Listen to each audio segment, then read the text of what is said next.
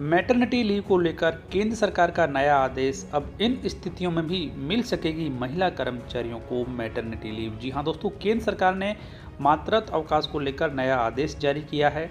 शुक्रवार को कार्मिक एवं प्रशिक्षण विभाग की ओर से जारी नए आदेश के मुताबिक सभी महिला कर्मचारियों को प्रसव के तुरंत बाद नवजात शिशु की मौत होने की स्थिति में 60 दिनों का विशेष मातृत्व अवकाश दिया जाएगा।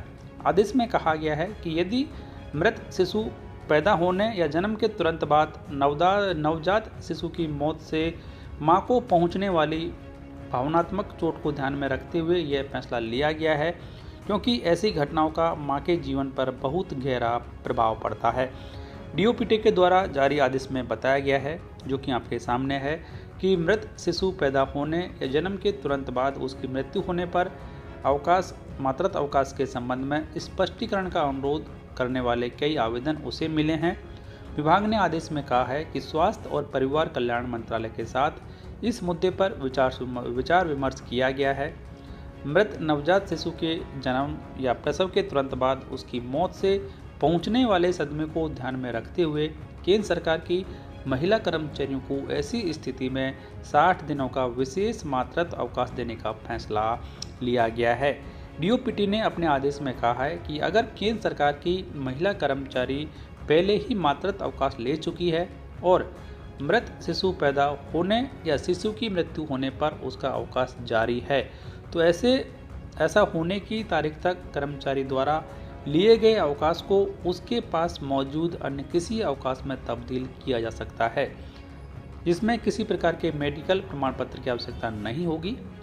आदेश के अनुसार कर्मचारी को मृत बच्चे के जन्म या बच्चे की मृत्यु होने पर उस दिन से तत्काल 60 दिनों का विशेष मातृत्व अवकाश दिया जाएगा। तो इस तरीके से ये महत्वपूर्ण आदेश जारी किया गया है और आदेश में ये भी बताया गया है कि अगर केंद्र सरकार की महिला कर्मचारी ने मातृत्व अवकाश नहीं लिया है तो मृत शिशु के जन्म या शिशु की मृत्यु होने की तारीख से उसे 60 दिनों का विशेष मातृत्व अवकाश दिया जा सकता है।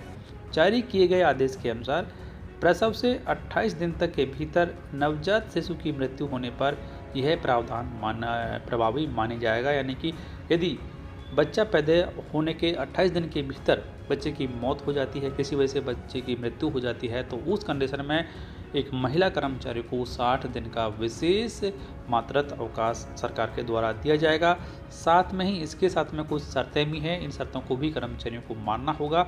तो आदेश के अनुसार विशेष मातृत्व अवकाश का लाभ केंद्र सरकार की सिर्फ उन महिला कर्मचारियों को मिलेगा जिनकी 2 से कम जीवित संतान है और जिनका प्रसव अधिकृत अस्पताल में हुआ है। अधिकृत अस्पताल से तात्पर्य सरकारी अस्पताल में या ऐसे किसी निजी अस्पतालों से है जो कि केंद्र सरकार की स्वास्थ्य योजना यानी कि CGHS के पैनल में शामिल हैं।